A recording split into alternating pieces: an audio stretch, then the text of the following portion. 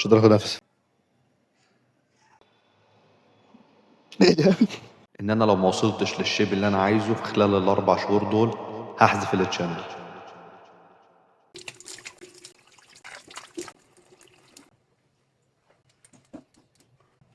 صباح الخير يا شباب او مساء الخير على حسب انت بتشوف الفيديو ده امتى. النهارده عندنا فلوج رقم 5. النهارده هنتكلم عن ايه غرض الرحله اصلا، وليه انا هتحدى نفسي الاربع شهور الجايين دول ان انا لو ما وصلتش للشيب اللي انا عايزه في خلال الاربع شهور دول هحذف التشانل. فالنهارده فلوج تمرين ووجبات، هوريكم الروتين اليومي بتاعي. والفيديو اللي فات شرحنا فيه التنشيف بكل تفاصيله، لسه برضه في حاجات تانية ما اتقالتش كامله في الفيديو، بس الفيديو يعتبر مرجع كامل لاي حد مبتدئ عايز ينشف من غير ما يحتاج لمدرب، سواء هو ما عندوش الامكانيه او سواء مش عايز يوش دماغه. صدقني الفيديو ده مهم جدا جدا جدا. الفيديو اللي فات ما لحقتش اشارككم الدايت بلان بتاعتي، فالنهارده هشارككم الدايت بلان، هحطها لكم على الشاشه. دي الدايت بلان اللي همشي عليها خلال الاسبوع دوت. بشارككم برضو اي تغيرات على مدار الاسابيع اللي جايه، بشارككم في فلوجات شبه اسبوعيه، يعني تقريبا تعالى نقول 16 فلوج. فاحنا عندنا فلوج ثابت كل اسبوع، ايا كان اللي حاصل، ايا كان ايه اللي بيحصل، ايا كان ايه اللي موجود في الدنيا في الحياه، ايا كان اللي انا فيه. هنزل كل اسبوع فلوج عن التطور اللي انا واصل له. انا كنت عطلان بقالي اسبوعين وخدت دايت بريك اسبوع.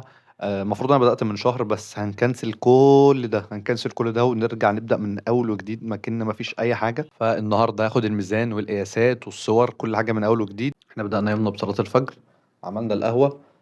مش عارف اكل وجبة ولا لا، بس ممكن ما اكلش، انا حاسس ان انا تمام يعني، وهروح اتمرن ونرجع.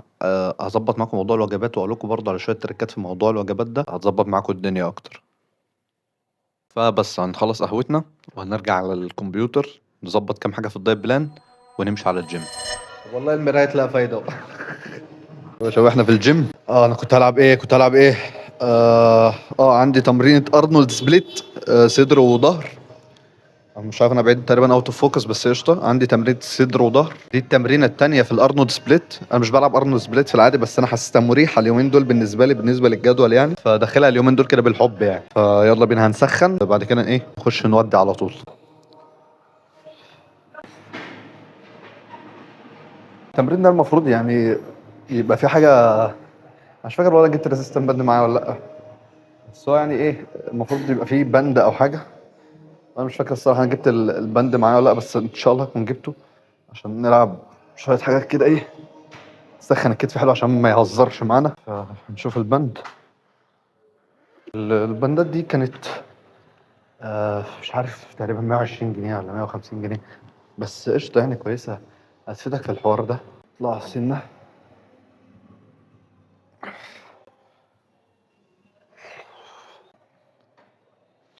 خلصت؟ طب تعالى يا عم. تعالى يا عم، مالكش دعوة بيها خالص، ولا كأني موجود. لا اتعامل يابا ولا كأني موجود ولا أي حاجة. طبعا ده تمرين قطع النفس بنفسه. بسم الله.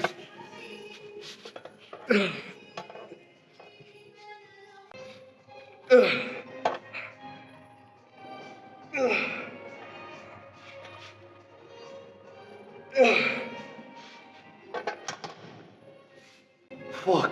طيب دي كانت التوب ست، مش قادر اخد نفسي. فهنخش بعدها الباك اوف ست. عايز انجز التمرينه فهخش سوبر ست، شكل للظهر وشكل للتشيست. طيب يا شباب عندنا تاني شكل في السوبر ست اللي هو الفلايز. هنسخن برضو حلو عشان احنا لسه لاعبين ظهر وما سخناش للتشيست. اما مؤاخذة، فهنسخن حلو وندخل مجموعتنا. بسم الله.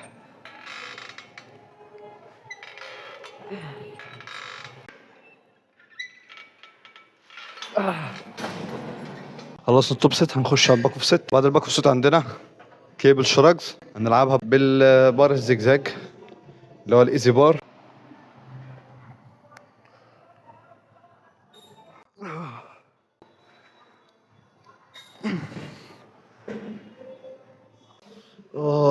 يا الله. بس هنلعب مجموعة تانية وهنخش شكل للبايسبس وشكل الترايسبس برضه سوبر ست. نبقى قضينا على التمرينة دي. ممكن نخش برضه ايه حاجة للابس وبس. هو شكل انت قاعك قدام جسمك وشكل وانت قاعك ورا جسمك.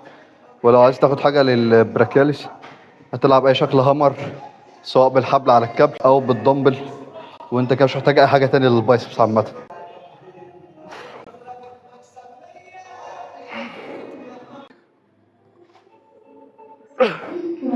اخر حته.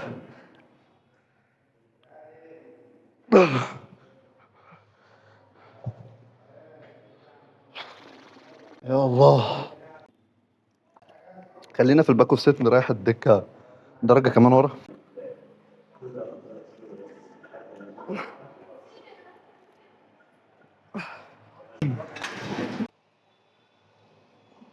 ايه ده؟ نلعب الباك اوف سيت وبعد كده نخش شكل الابس، نبقى خلصنا وزي الفل كده.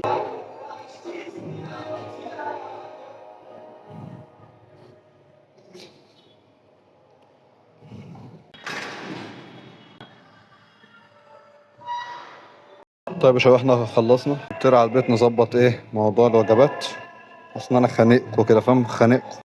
طيب يا شباب احنا وصلنا البيت، هنقوم ناخد شاور ونعمل اول وجبة. حوالي 400 جرام بطاطس قبل السوا، وأربع بيضات، وحوالي تعال نقول 100 جرام جبنة قريش، وعندنا 10 جرام زيت زيتون، و100 جرام خيار، و30 فلفل، وشوية هالبينو، وشوية توابل وبتاع.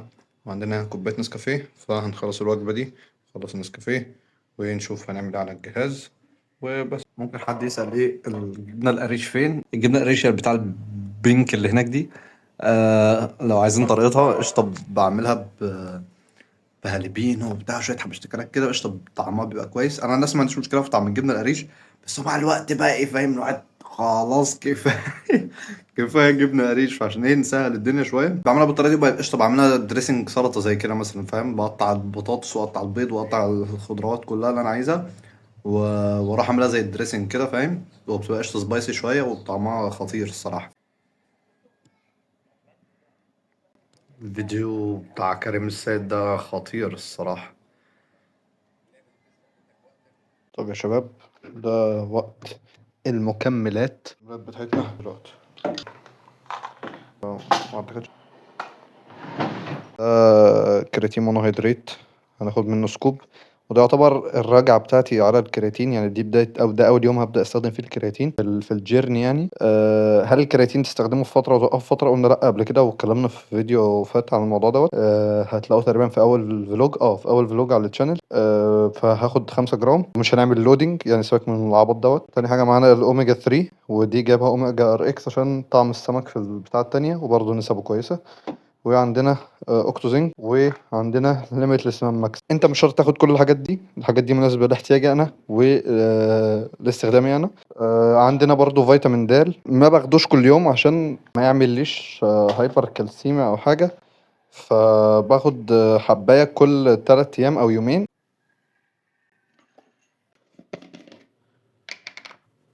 طيب لو لقيت اي كيس في مكمل، يعني انت لو لقيت جوه العلبه كده في كيس او حاجه، يعني ما تطلعهاش، نسيبه. ده بيبقى حاجه كده عشان تمنع موضوع التكتل او الرطوبه توصل للمكمل بتاعك.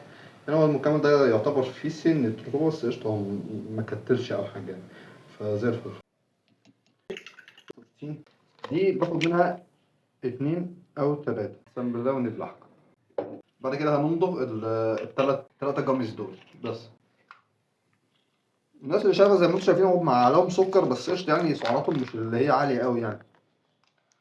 بس دي المكملات بتاعتنا. حاليا عندي فيديو المفروض اعمل له اديت، فهنشغل الجهاز ونعمل اديتنج للفيديو بتاعنا، فتوكلنا على الله. تقول رايك على الفيديو، ما تخشش تقول لي صباح الفل ازيك يا جيار عامل ايه الحمد لله. الكلام ده بيني وبينك بقى على الواتس يا معلم، لكن مش انا عارف انت انتوا شايف هتبقوا وجهي شايفينه ولا لا، بس دي اخر وبتفاعل وجبه. معاك. قول دي عباره رايك. عن 200 جرام سمك، و120 جرام رز قبل السوا، وهنا في شويه خضار كده معمولين مع السمك، حوالي تقريبا 70 80 جرام، ومعنا 100 جرام خيار. فهنودي دي تعتبر الوجبة الأخيرة، عشان في وجبة هكنسلها الصراحة عشان الوقت اتأخر قوي وأنا مش قادر. سرحت شوية في المونتاج وكده، فهنشوف حاجة نسمعها على يوتيوب ونتعامد. طيب أنا مش عارف هتشوفوني ولا لأ يعني، بس تعالى نقرب شوية كده حلوين. ماشي. ما تنسوش تدعوا لاخواتنا في السودان. ربنا يا رب ينصرهم. للاسف في تكتم غريب مش مفهوم الصراحه، فما تنسوش من دعائكم يا بندق. ايوه طيب انا دلوقتي بقى ايه، مش هنعرف ناكل وهنلاقي القطط كلها بدات تطلع.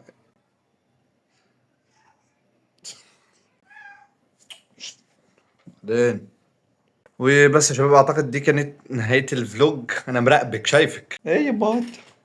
هديكي فما تنسوش تعملوا لايك وسبسكرايب. شكرا ان انتوا وصلتوا للنقطة دي من الفيديو.